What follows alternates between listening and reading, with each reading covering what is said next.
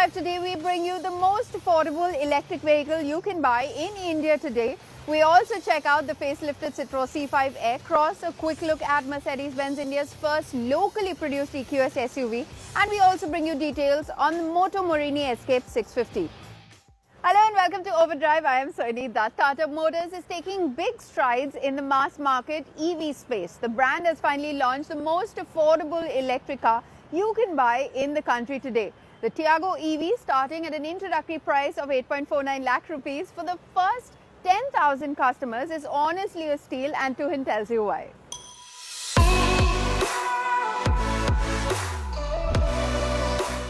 The car you see here, the Tata Tiago EV, is a significant one, not just because it's another Tata EV in the mainstream segment, but because prices start at 8.49 lakhs, which is well below the rupees 10 lakhs that car makers have been trying to breach for a while with EVs, so that this form of mobility can go truly mainstream. Now, in turning the standard Tiago into the Tiago EV, Tata Motors has done what it usually does with most of these conversions, and you get this new blanked out grille, what would have been the grille, and this new minimalist, much more simpler EV logo, which we think looks quite nice. Of course, the tri-arrow motifs continue here, and the blue highlighting that separates Tata's EVs from the regular car, you can see that here too.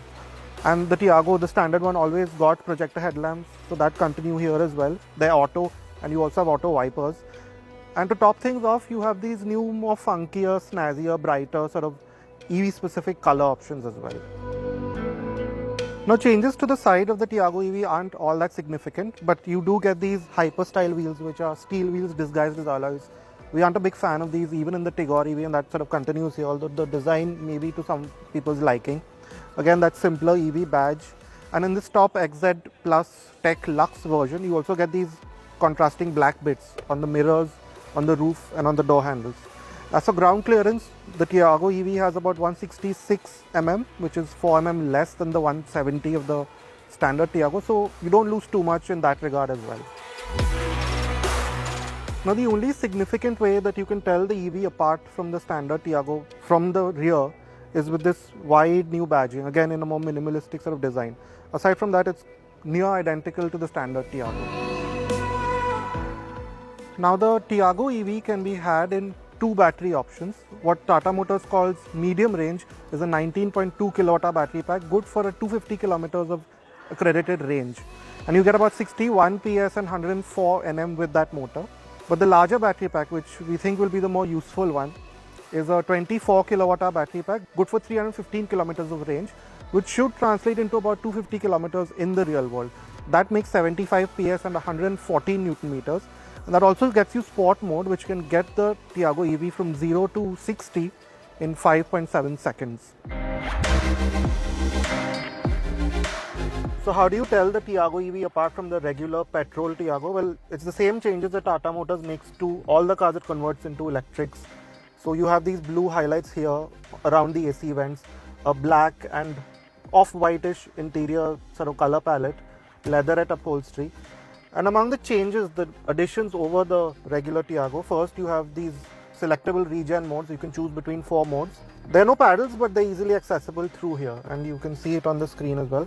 And you get this older style rotary dial. What came in the first Nexon is also in the Tigor EV, which we don't like as much, considering you don't have a park mode in it, and sort of selecting the gear has always been a bit fiddly. So maybe the one from the Nexon EV Max, that with the bright display, that would have been a good addition, but of course cost is a constraint here. Then another big change is that over and above the long list of features that the Tiago is known for, you also get cruise control, and you get this different digital instrumentation. It's nice. In fact, we like it more than the part digital one in the Nexon EV. It's more simple, but it gives you a lot of information clearly. So you have the regen modes up top, the battery level, the power, and the regen level, you know how much power you're using and so on. So it's a nice, clear instrumentation like on the Tigor EV that continues here as well.